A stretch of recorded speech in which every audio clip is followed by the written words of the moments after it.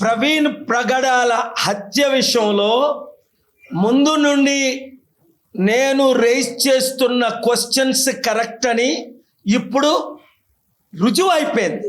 Number 1, 9:30 గంటలకు 24వ తారీఖు రాత్రి ప్రవీణ్ పగడాల తన ఫోన్ నుంచి ఆయన హత్య ముందు కొన్ని సెకండ్లు మాత్రమే ఆయన వైఫ్తో ఫోన్ చేసి మాట్లాడారా లేదా? మరి 9:30కి విజయవాడలో ఉన్నానని చెప్పిన ప్రవీణ్ పగడాల 11:30కి రాజమండ్రి ఎలా చేరుకున్నాడు? సైరన్ వెహికల్ ఉన్న నా వెహికలే 3 గంటలు పడుతుంది ఒకవేళ పోలీస్ వెహికల్ వెళ్ళాలంటే. 2, ఇన్స్పెక్టర్ ఇన్వెస్టిగేషన్లో ఐజీ ఏమన్నాడు? ఈ TV5 మూర్తిగాడు ఈ వీడియోలన్నీ ఐజీ నాకు రిలీజ్ చేశారు అన్నాడు. ఒరే యూజ్లెస్ ఫెలో, నీకు ఐజీఏ రిలీజ్ చేస్తే ఐజీఏ ఎందుకు చెప్పారు?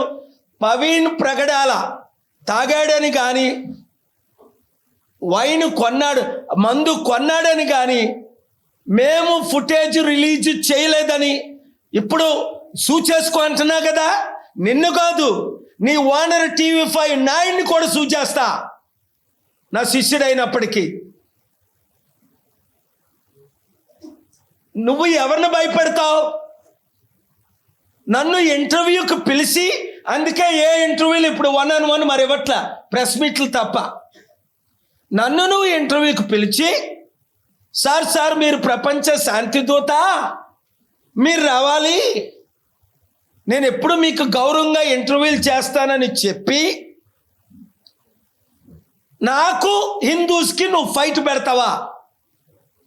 నీ పనికిమాల దొంగ డూప్లికేట్ వీడియోలతో. నిన్న 13 సంవత్సరాల నుంచి ఉన్న పెండింగ్ కేసుని నేను పర్సనల్గా ఆర్గ్యూ చేసి సాల్వ్ చేసుకున్నా. ఇప్పటికీ ఒక కేసు ఓడిపోలే. ఒళ్ళు దగ్గర పెట్టుకోండి ఎవడైనా సరే. ఆడు ముఖ్యమంత్రి అయినా పర్వాలా, ఆడు ప్రధానమంత్రి అయినా పర్వాలా, ఆడు ఓనర్ అయినా పర్వాలా, ఆడు మాఫియా గ్యాంగ్ అయినా పర్వాలా, ఆడు 1,00,000 కోట్ల ఆస్తిపరుడైనా పర్వాలా. నా పవర్స్ నాకున్నాయి, నా ఫండమెంటల్ రైట్స్ నాకున్నాయి, నా దేవుడు నాకున్నాడు. నేను శపిస్తే బూడిద అయిపోయిన వాళ్ళు చాలామంది 7 మీకు తెలుసు, రాజశేఖర రెడ్డితో సహా. ట్రంప్కే దిక్కు లేదు, లైన్లో పడ్డాడు. ఈ విషయం నాకు మద్దతు ఇస్తున్నాడు. ప్రవీణ్ పగడాలని బ్యాడ్ నేమ్ చేసి ఆడు తాగేశాడు, ఆడు పడిపోయాడు, ఆడు మందుగాడు అని మీరు దూషిస్తారా? పేటీఎంలో ఈయన 12-19కి పేమెంట్ చేస్తే 12:24కి ఆయన బయటికి వెళ్ళగొస్తున్నాడు.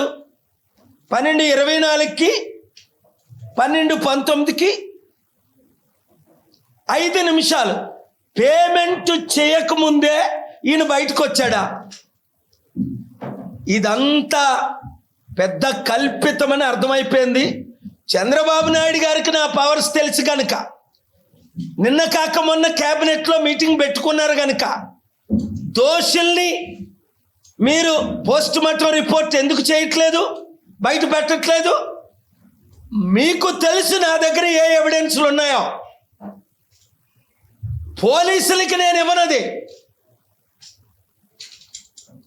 ఎందుకంటే నా మీద కల్పితం 307 కేసు పెట్టిందే ఒక circle inspector idiot stupid Srinivasarao.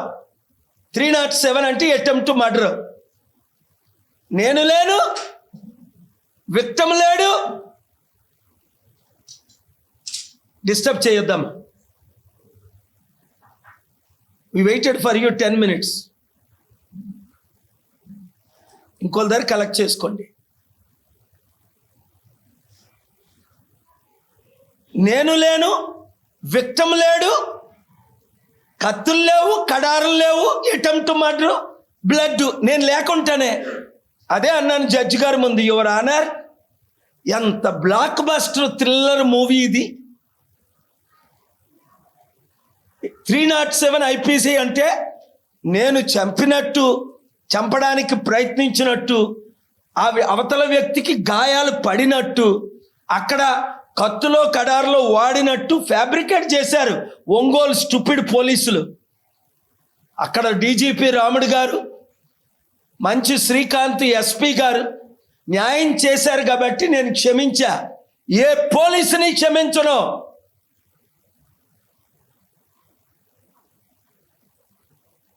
ఇప్పుడే ఇంకో కేసు ఇన్వెస్టిగేషన్ చేయిస్తున్నా. ఎస్ఐకి వార్నింగ్ ఇచ్చా. వెస్ట్ గోదావరిలో కేసు విషయం త్వరలో నేను వెళ్ళి మాట్లాడతా. అడ్డగోలుగా చంపేసిన వాళ్ళు వైసీపీ కార్యకర్తలను డబ్బులు తీసుకొని A1ని అరెస్టే చేయలేదట.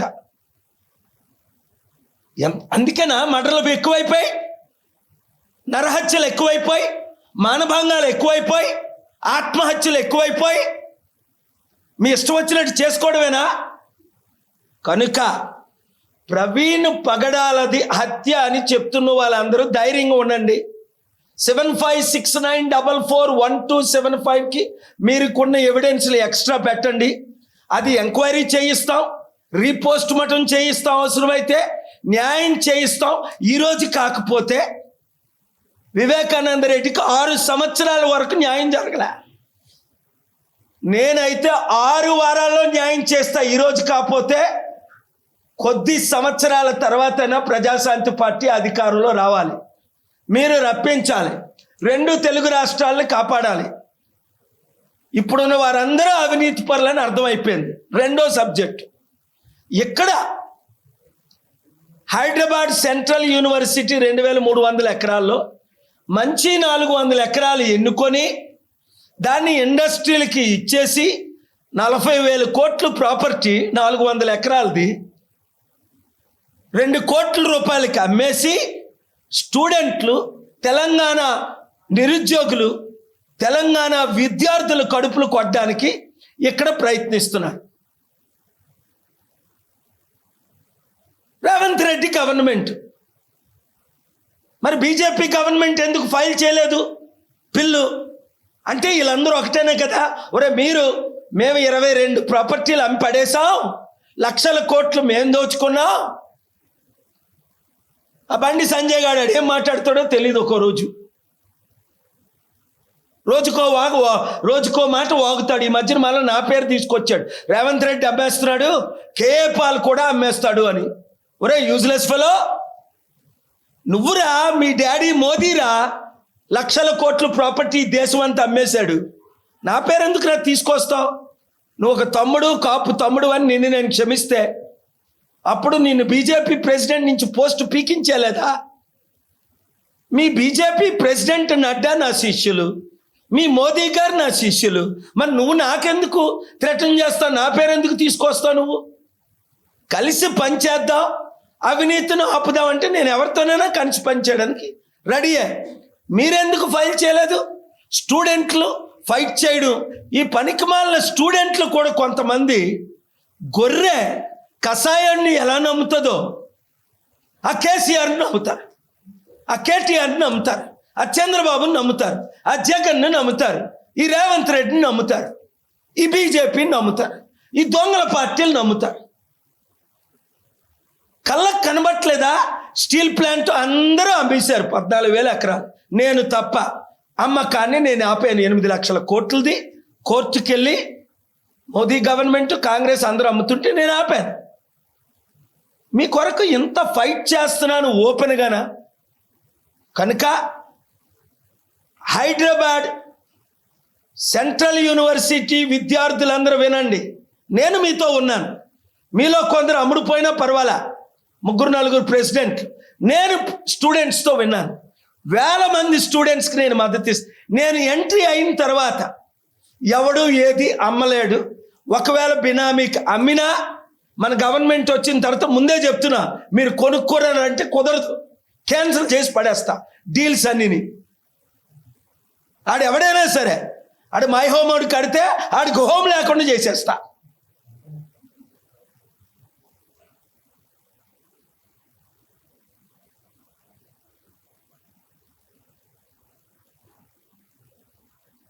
ఈ 2 మెయిన్ సబ్జెక్టులు ఈరోజు నేను మీడియా ప్రెస్ని ఇన్వైట్ చేసింది. చాలామంది అడుగుతున్నారు ఇండివిజువల్ ఇంటర్వ్యూస్, ఓ 30-40 మంది. వాయిస్ లేదు, టైం లేదు, కోర్టు కేసులు, నిన్న విజయవాడ, మొన్న హైదరాబాదు, మరలా ఢిల్లీ, అసలు కేసులు చదవడానికే టైం లేదు కనుక ఒక్కసారే మీ ద్వారా ఒక ప్రెస్ మీట్ ద్వారా, దయచేసి అపార్థం చేసుకోకండి, మరలా టైం వచ్చినప్పుడు ఇండివిజువల్ ఇంటర్వ్యూస్ చేస్తాను. మీరు న్యాయం చేయండి, రాష్ట్రాన్ని కాపాడండి, దేశాన్ని కాపాడండి, నిరుద్యోగులను కాపాడండి, విద్యార్థులను కాపాడండి, రైతులను కాపాడండి. ఎందుకంటే ఈరోజు జగ్జీవన్ రామ్ గారు పుట్టినరోజు. ఆ మహానుభావుడు డిప్యూటీ ప్రైమ్ మినిస్టర్గా పనిచేశాడు. అలాంటి వారి మార్గంలో మనం ప్రయాణం చేద్దాం. అంబేద్కర్ గారి మార్గంలో, గాంధీ గారి మార్గంలో, జగ్జీవన్ రావు గారి మార్గంలో, పుచ్చలపల్లి సుందరయ్య లాంటి మార్గంలో. ఈ కోదండరామ్ వద్దు, స్టూడెంట్లందరినీ ఫైట్ ఇచ్చి ఏ కాంగ్రెస్ పార్టీని తిట్టాడో అందులోనే కలిసిపోయాడు. ఈ శర్మిల దాంట్లో వద్దు. నేను మీ కొరకున్నాను, తాట తీస్తానన్నది కాంగ్రెస్ వాళ్ళని, రాత్రి పగలు రేవంత్ రెడ్డిని తిట్టింది, ఆ రేవంత్ రెడ్డి పార్టీలోనే జాయిన్ అయిపోయింది. ఈ ఆర్ఎస్ ప్రవీణ్ అసలే నమ్మొద్దు, రోజు కేసీఆర్ని తిట్టేవాడు బీఎస్పీ తరపుని, ఆ కేసీఆర్ పార్టీలోనే చేరిపోయాడు. ఇంకా నేను తప్ప ఎవడైనా ఉన్నాడు? ఆ పవన్ కళ్యాణ్ ఎవడూ నమ్ముడు, రోజు మోదీని తిట్టేవాడు, చంద్రబాబుని తిట్టేవాడు, లోకేష్ని తిట్టేవాడు. ఇప్పుడు వాళ్ళనే మోసుకు తిరుగుతున్నాడు. మీకు అర్థమైపోయింది తప్ప, నేను తప్ప అందరూ ప్యాకేజ్ స్టార్లే. ఎందుకంటే వాళ్ళ దగ్గర నేనే 5 లక్షల కోట్లు డొనేషన్ ఇచ్చాను, రేపు 5 కోట్లు తేగలను. నన్ను తేకుండా పర్మిషన్ లేకుండా ఆపుతున్నారు. ఒక్క పర్మిషన్ ఏనుందా? ఒక్క అమౌంట్ అయినా రిలీజ్ చేస్తున్నారా? ఒక్క సమిట్ పెట్టరా రేవంత్ రెడ్డి? సార్ నన్ను సీఎం చేయండి సార్, పరేడ్ గ్రౌండ్ నింపేద్దాం, 10 లక్షలతో 100 బిలియనీర్లు తీసుకొద్దాం అన్నాడు. నమ్మాను, మోసపోయాను. ఈ రేవంత్ రెడ్డి మాటల్లో ఐస్ అయిపోయాను. నాకెంత గౌరవిస్తాడు కదా అని. పక్కన కూర్చోరా, నువ్వు ముఖ్యమంత్రి అంటూ, వద్దు సార్ మీరు ప్రపంచ శాంతి దూత. ఆ పొంగులేటి శ్రీనివాసరెడ్డి 10 మంది మంత్రులు ఉంటున్నా, హై నువ్వు కూర్చోవా, నువ్వు ముఖ్యమంత్రివి తమ్ముడు కూర్చొని జబర్దస్త్ చేస్తూ ఇలా పిల్లిలా కూర్చున్నాడు. వీడియో చూడు, అరే బాగా కూర్చోరా, వీడియో అమెరికాలో చూపించాలా, నిన్ను ప్రపంచం అంతా ఫేమస్ చేస్తానంటే. ఎంతో మంచోడు, నా పట్ల 5 సార్లు కలిశాడు. ఆ పిల్లి ఇప్పుడు పులైపోయి ఈ భూములన్నీ దోచుకుంటున్నాడు, దొంగలందరికీ డీల్స్ ఇస్తున్నాడు. తమ్ముడు, చరిత్రహీనుడిగా నువ్వు మిగిలిపోకుండా ఉండాలంటే, తెలంగాణ ప్రజలు నువ్వు తెలంగాణ ద్రోహిగా మిగిలిపోకుండా ఉండాలి అంటే, నిరుద్యోగులకు ఉద్యోగాలు ఇద్దాం, లక్షల కోట్లు తీసుకొద్దాం, హైదరాబాద్ సెంట్రల్ యూనివర్సిటీ ప్రాపర్టీని అమ్మకుండా చేస్తా. నువ్వు మాజీ ముఖ్యమంత్రి అయిన తర్వాత కూడా కోర్టుకు తీసుకొస్తా. అసలు ఇప్పుడు కానీ నేను కేసు వేసానంటూ ఓటుకు నోటు కేసు, అక్కడ చంద్రబాబుని A1, ఇక్కడ A2, మీ ఇద్దరు జైలుకి వెళ్తారు.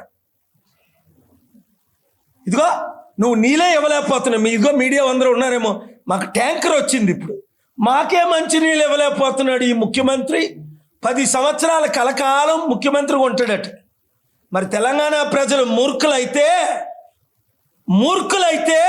మరొకసారి రేవంత్ రెడ్డికి కాంగ్రెస్కి ఓట్లేస్తారు. మరొకసారి 8 లక్షల కోట్లు అప్పు చేసిన కేసీఆర్కి కేటీఆర్కి ఓట్లేస్తారు. బీజేపీ ఇక్కడ ఎలగాలేదు, రేవంత్ రెడ్డి కాంగ్రెస్, బీజేపీ రేవంత్ రెడ్డి కాంగ్రెస్ ఇక్కడ. కేసీఆర్ కేటీఆర్ కవితను జైల్లో పెట్టారని బీజేపీకి తొత్తులు, మోదీకి తొత్తులు అయిపోయారు. మిగిలింది ఎవడు? నేను తప్ప, కేఏ పాల్ తప్ప, ప్రజాశాంతి పార్టీ తప్ప మీ తరపున పోటీ చేసినోడు అక్కడ ఉన్నాడా? నిన్న ఒక మంచి మాట అన్నాడు ఒక పెద్ద మీడియా మిత్రుడు. Sir, every defeat has not defeated you అన్నాడు. మిమ్మల్ని మునుగోడులో ఓడించారు, ఈవీఎంల ద్వారా ఏ ద్వారా, విశాఖపట్నంలో ఓడించారు. మీ స్పిరిటెడ్ సార్ రోజుకు రోజు ఇంత స్ట్రాంగ్ అయిపోతుంది. అది failure is the first steps success. బొగ్గులు ఏరుకున్న నేను, 10th 2 సార్లు ఫెయిల్ అయిన నేను, అమెరికన్ ప్రెసిడెంట్లో 6 సిట్టింగ్ ప్రెసిడెంట్లు మీరేంటి నయం కూర్చున్నారు, వాళ్ళు నా ఎదుట నిలబెట్టుకోలేదా? నేను కూర్చోమంటేనే మోదీ కూర్చుంటాడు, నేను కూర్చోమంటేనే ఈరోజు రేవంత్ రెడ్డి కూర్చుంటాడు, నేను కూర్చోమంటేనే ఈరోజు ట్రంప్ కూర్చుంటాడు. ఎందుకు? ఒక గురువుగా నన్ను గౌరవిస్తారు, ఒక ప్రపంచ శాంతి దూతగా. ఈ పిచ్చోళ్ళు కొంతమంది మీడియా వాళ్ళు ఉన్నారు, మూర్తి లాంటి వాళ్ళు 2-3, ఎక్కువ మంది లేరు. పిచ్చివాగుడు వాగుతారు. పిచ్చోడు ఆడికి నిజంగా పిచ్చి వచ్చేసింది అనిపించింది. అలాంటి పేరు నేను ఎత్తకూడదు. ఎందుకు ఎత్తుతున్నాను అంటే వాడు మరో షో చేసుకుంటాడు. హిందువులారా, ముస్లింలారా, క్రైస్తవులారా, నేను అందరు ప్రజలారా, నాస్తికులారా, గద్దరన్న కంటే పెద్దోడు ఎవడు నాస్తికుడు? ప్రజాశాంతి పార్టీలో చేరాడు. నాస్తికులారా, నాతో చేయి కలపండి. 7569441275 7569441275 గ్రూపులు పెట్టండి. కరీంనగర్ అయితే కరీంనగర్, నల్గొండ అయితే నల్గొండ, తిరుపతి అయితే తిరుపతి, మీ నియోజకవర్గం గ్రూప్. ఇప్పుడు చూసారా, ప్రతిరోజు మీతో నేను టచ్లో ఉన్నాను. సిచ్యువేషన్ మారిపోయింది. ఇప్పుడు గ్రూపులు పెట్టిన ప్రతి ఒక్కరికి నేను మెసేజ్లు పెడుతున్నాను. చాలా మందిని పర్సనల్గా కాల్ చేస్తున్నాను. రోజుకి 200-300 కాల్స్ చేస్తున్నాను.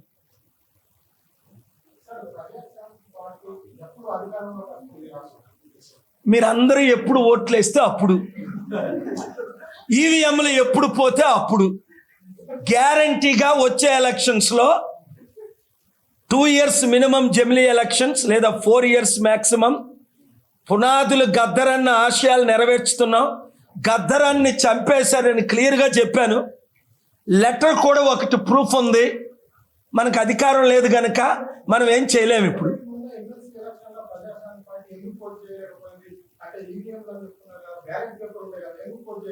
ఇప్పుడు మేము కమిటీలు వేస్తున్నాం. గద్దరన్న రిటైర్డ్ డీజీపీ సాంగ్లియానా గారు, ఎక్స్-ఎంపీ, మా కర్ణాటక డీజీపీ గారు ప్రజాశాంతి కాంగ్రెస్ నుంచి వదిలేసి బీజేపీ ఎంపీకి వదిలేసి ప్రజాశాంతి పార్టీని నడిపిస్తున్నారు కర్ణాటకలో. సో 19 రాష్ట్రాల్లో IAS, IPS, IRS, IFS, doctors, professors, youth, fresh క్యాండిడేట్లు నడిపిస్తున్నారు. మేము చక్కగా పునాదులు వేసుకుంటూ వెళ్తున్నాం. ఇంతవరకేటి నాకు మంచి పేరు ఉంది, నాకు 1% శత్రువులు లేరు, అవన్నీ ఓట్లుగా మారిపోతాయని పునాదులు వేసుకోలేదు. ఇప్పుడు గ్రామ, మండల, నియోజకవర్గ, జిల్లా, రాష్ట్ర కమిటీలు వేస్తున్నాం. 19 రాష్ట్రాల్లో కరెక్ట్గా వేస్తున్నాం. ఈ పునాదులు వేసిన తర్వాత ఇల్లు కడతాం. చూస్తారు కదా, ఇప్పుడు చూస్తున్నారు కదా మీరు, పంచుల కోడికి ఎలా పడుతున్నాయో.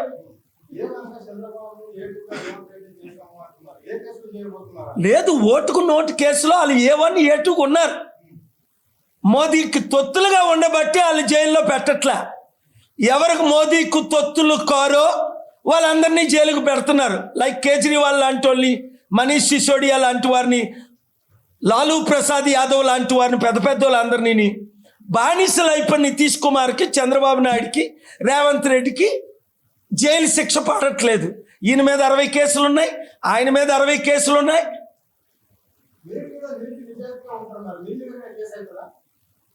పెట్టారు. నిన్న కేసు కొట్టించుకున్నాను నేనే, వాదించి మా లాయర్లు కొనిస్తే 13 సంవత్సరాలు, 26 జడ్జిలు, 30 మంది లాయర్లు మారారు. నేను వాదించుకున్నా. మంచి జడ్జిలు వింటున్నారు. దేవుడు వారిని దీవించుగాక. వినని జడ్జిలకి దేవుడు బుద్ధి చెప్పును గాక.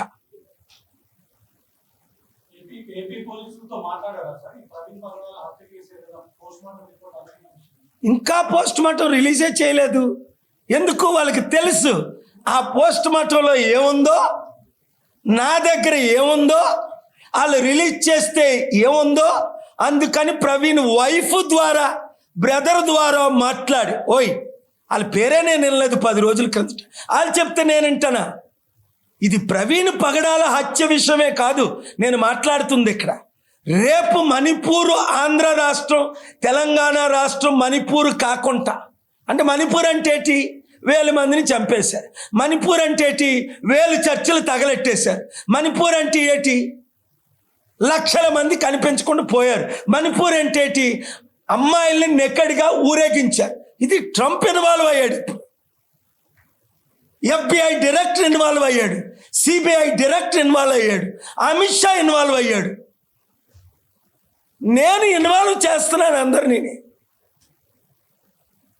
ఆంధ్రప్రదేశ్ హైకోర్టులో CBI ఎంక్వైరీ చేయాలని పబ్లిక్ ఇంట్రెస్ట్ లిటిగేషన్ బుధవారమే ఫైల్ చేసి 10:30కి చీఫ్ జస్టిస్ గారు ఐటమ్ అవుతుండగా 10:45కి నేను లేట్ అయితే నిలబడి CJ గారి ముందు మెన్షన్ చేశాను, will look in to it, please let it get listed అన్నారు ఆనరబుల్ CJ ఠాకూర్ గారు. ఇంకేటి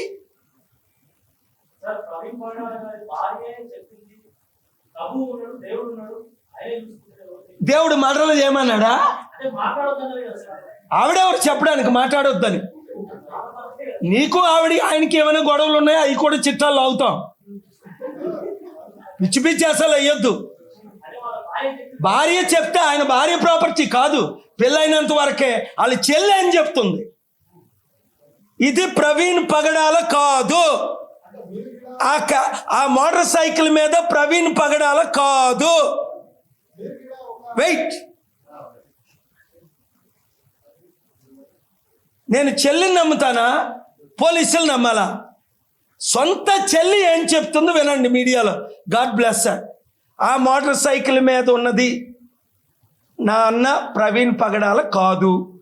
మా అన్నకు పొట్టు ఉండదు, ఆ మోటార్ సైకిల్ అనే పొట్టు ఉంది.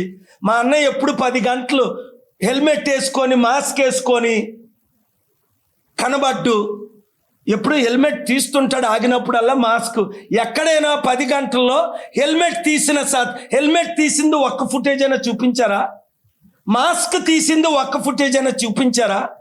ప్రవీణ్ పగడాల అని యాక్సిడెంట్ అన్నది కారా, లారీయా, బస్సా, ట్రక్కా, గుద్దింది ఏదైనా ఒక్క ఫుటేజ్ అయినా చూపించారా? ఎవరికయ్యా మీరు పువ్వులు పెడతారు? ఎవడు పెట్టించుకుంటాడు? పాపం ప్రవీణ్ పగడా గారు భార్య టెన్షన్లో ఉందో లేదా ఆవిడికి వాక్యం తెలియకో, యేసు ప్రభువే క్షమాపణ అనగానే వారిని క్షమించడు. నువ్వు యేసు ప్రభు కంటే భక్తురాలివా? యేసు ప్రభువే అడుగుడి మీకు ఇయ్యబడును. If you confess your sins, ఇంగ్లీష్లో చెప్తా, if you confess your sins with your mouth, repent of your sins and ask for forgiveness of your sins, then I will. నోటితో ఒప్పుకొని, అయ్యా మేము ప్రవీణ్ని చంపేశాం, పోస్ట్ మార్టంని కవర్ చేస్తున్నాం, తప్పు అయిపోయిందని అనుకుంటే నేను సర్కిల్ ఇన్స్పెక్టర్ శ్రీనివాస్ని క్షమించానే. నా మీద తప్పుడు కేసులు అల్లేసి 13 సంవత్సరాలు నన్ను అరెస్ట్ చేసి 107 రోజులు జైల్లో పెట్టి అంత ఏమన్నాడు కేసులో మీరు చూడండి, the accused has not committed any offence అని కోర్టు ముందు 2016లో వెళ్ళి కోర్టు జడ్జి ముందు స్వాన్ స్టేట్మెంట్ ఇచ్చాడు. ఎవరు? Circle inspector Srinivas. ఎవడైతే అబద్ధ సాక్ష్యం, నేను అక్కడ ఉన్నాను, కత్తులతో ఉన్నాను, నేను అట తాడులతో ఉన్నానట, కత్తులతో ఉన్నానట, కిరసనాలతో ఉన్నానట, నేను అక్కడనే ఉన్నానట, నాతో 2 అసిస్టెంట్లు ఉన్నారట. నేను కరెక్ట్గా అదే 9:30కి చాలా ఛానళ్ళు లైవ్ ఇస్తున్నాయి. ఆ రోజు అడ్డగా దొరికిపోయాడు, క్షమాపణ అడిగాడు. లేకపోతే నాకెంతసేపు ఆయన జైల్లో పెట్టడం?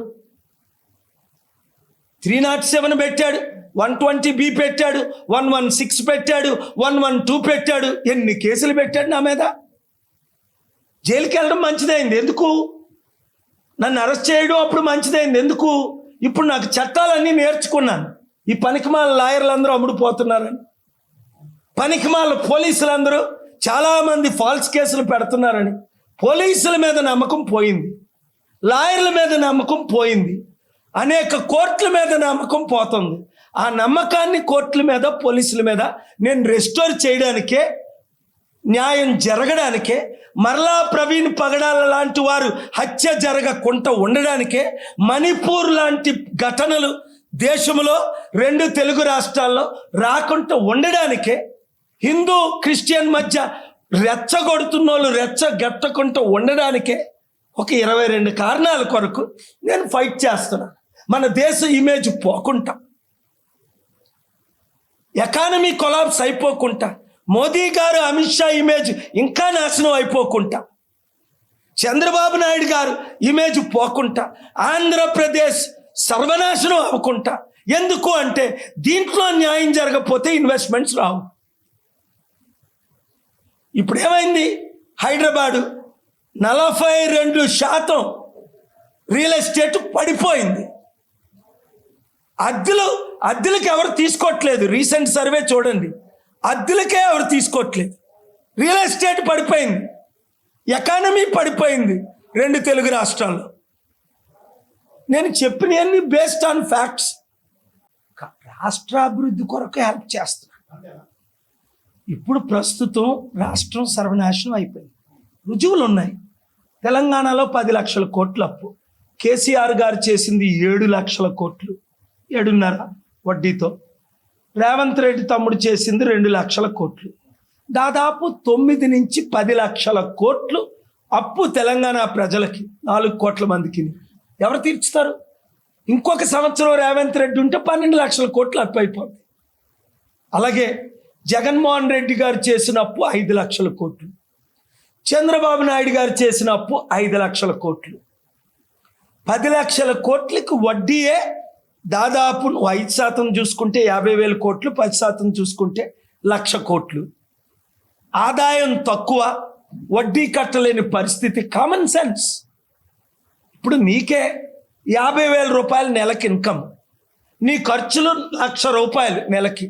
నీ 50,000 ఇన్కమ్ అయినా 1,00,000 రూపాయలు చేసుకోవాలి, లేదా నీ 1,00,000 రూపాయలు ఖర్చు అయినా 50,000 చేసుకోవాలి. లేదు అంటే ప్రజలకు అర్థం అవ్వట్లేదు ఏంటంటే, అరే 1,00,000 రూపాయలు నా పేరును అప్పు చేసి నాకు 20,000 ఇస్తున్నారు, 80,000 వీళ్ళు తినేస్తున్నారు. అప్పుడన్నారు రాజీవ్ గాంధీ గారే 10% ప్రజల చేతికి వెళ్తుందని. ఇప్పుడు కాదు, 40 సంవత్సరాల క్రిందటే, 30 సంవత్సరాల క్రిందటే. నేను మాట్లాడింది 100లో 100 సత్యాలు, fact based with proof and evidence. అందరిలాగా నేనేదో ఆరోపణలు చేయను, ప్రశ్నిస్తున్నాను, సత్యాలు మీ ముందు పెడుతున్నాను. ఆ తర్వాత ప్రజల ఇష్టం, మీడియా ఇష్టం. స్వలాభం కొరకు 1,00,000 రూపాయలు ఇస్తారని కొంతమంది అమ్ముడుపోతే, పెద్ద పెద్ద ఓనర్స్ 1 కోటి రూపాయలు 10 కోట్లకు అమ్ముడుపోయిన నాకు తెలుసు. టీవీ ఛానల్ ఓనర్, ఒక ఓనరే చెప్పాడు 6 కోట్లకు నేను అనవసరంగా అమ్ముడుపోయానండి అని.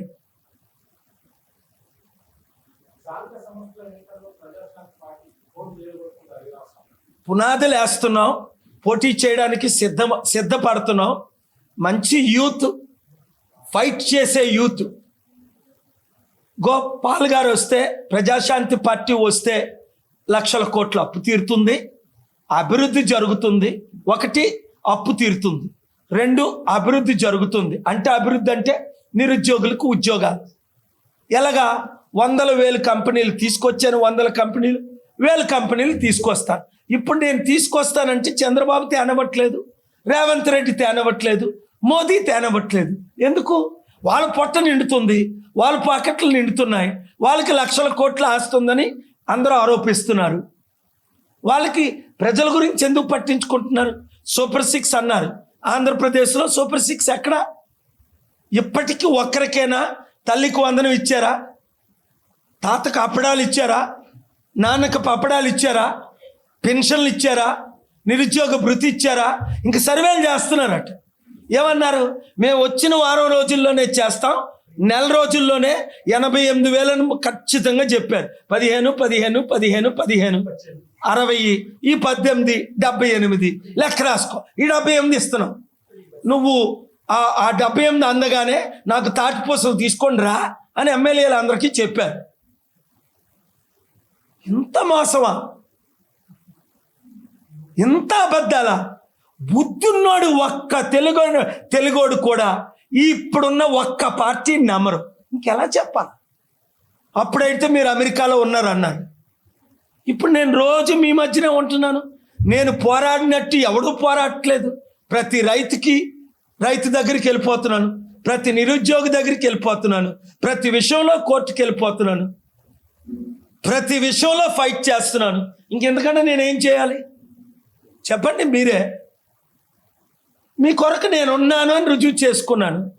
నేను కావాలంటే, మార్పు కావాలంటే, అభివృద్ధి కావాలంటే, లేదురా ఆ 3% ఉన్న వాడే మాకు కావాలి, ఈ 5% ఉన్న ఈ రెడ్లే మాకు కావాలి, 12 మంది ముఖ్యమంత్రులు, నేనేం చేయలేను. మాకు ఈవీఎంలు వద్దు, బ్యాలెట్ పేపర్లే కావాలి. స్టూడెంట్లు, నిరుద్యోగులు, రైతులు, ఉద్యోగులు, మహిళలు, తెలివైన వాళ్ళు, మీడియా వాళ్ళందరూ నా కోరిక ఏంటి? 5 లక్షల కోట్లు ఈ చేత్తో ఇచ్చి 747లో ప్రపంచంలో ఎవడో దిగినట్టు హైదరాబాద్లో 5 సార్లు దిగి కనీసం ప్రెస్ మీట్ పెట్టలా. 5,000 కోట్లు 747లో దిగి ఈ పెద్ద పెద్ద మీడియా ఓనర్స్ వీళ్ళందరూ వచ్చి నిలబడినా కనీసం మాట్లాడడానికి టైం లేదు ఎవరితో 1 మినిట్. ఇప్పుడు మీ సమస్యల కొరకు రాత్రనక పగలనక నేను ఫైట్ చేస్తున్నాను. చిన్న చిన్న పేరు ఊరు లేని ఛానళ్ళకు కూడా పర్సనల్ ఇంటర్వ్యూ ఇస్తున్నాను. అప్పుడు CNN, ABC, MBC, BBC 10 సార్లు ఇంటర్వ్యూ అడిగితే ఒకసారి ఇచ్చేవాడిని కాదు. 5 నిమిషాలు మీ ద్వారా ఈ మెసేజ్ పంపిద్దాం, మీకు న్యాయం చేద్దాం. మీరుండరు, మీడియా ఉండదు. ఇప్పుడు మణిపూర్లో మీడియా ఉందా? యూపీలో సరైన మీడియా ఉందా? మాట్లాడిన వాళ్ళందరినీ జైలు పెట్టారు. తెలంగాణ, ఆంధ్రలో అదే జరుగుతుంది. ఇది కానీ నేను ప్రివెంట్ చేయకపోతే మీరు చూడండి, ఇప్పుడు ఆల్రెడీ జరుగుతుంది. ఇప్పుడు ఓనర్స్ని కొంటున్నారు, ఓనర్స్ని భయపడుతున్నారు. NDTV వాళ్ళకి వ్యతిరేకంగా రిపోర్ట్ చేసిందని ఒకరోజు లైసెన్స్ క్యాన్సిల్ చేశారు. సోషల్ మీడియా ఉంది. ఇప్పుడు నా ఫేస్బుక్ హ్యాక్ చేసి రేవంత్ రెడ్డి విను, మీ సైబర్ క్రైమ్స్కి నేను పర్సనల్గా వెళ్ళి కంప్లైంట్ ఇచ్చా. నా ఫేస్బుక్ ఎవడు హ్యాక్ చేయించాడు? మరి మీ సైబర్ క్రైమ్స్ వాళ్ళు కవిత DSP ఇమీడియట్గా ఇన్వెస్టిగేట్ చేయాలి కదా, గంటలో రోజులో. మరి ఇంత ఎక్విప్మెంట్ అప్పుడు అంజనీ కుమార్ యాదవ్ గారు ఉండేటప్పుడు కమిషనర్గా, DGPగా ఎంత అద్భుతంగా పనిచేశారు.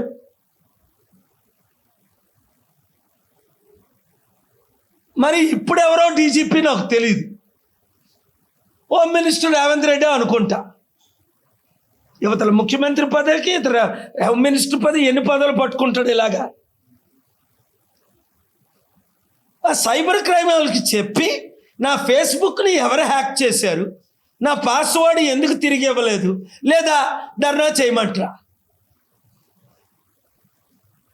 నేను అన్నిటికీ సిద్ధమే, మీకు తెలుసు. ఇప్పటికి నెల రోజులైంది నా ఫేస్బుక్ హ్యాక్ చేసి. మిమ్మల్ని పార్టీ చేసి కోర్టులో కేసు వేయమంటారా? అందుకే రిపోర్ట్ ఇచ్చా. నా ఫేస్బుక్కే హ్యాక్ చేశారు అంటే మరి సాధారణ ప్రజలు ఫేస్బుక్లో హ్యాక్ చేయట్లేదా? మీరు మీడియా వాళ్ళు హ్యాక్ చేయట్లేదా? Thank you very much.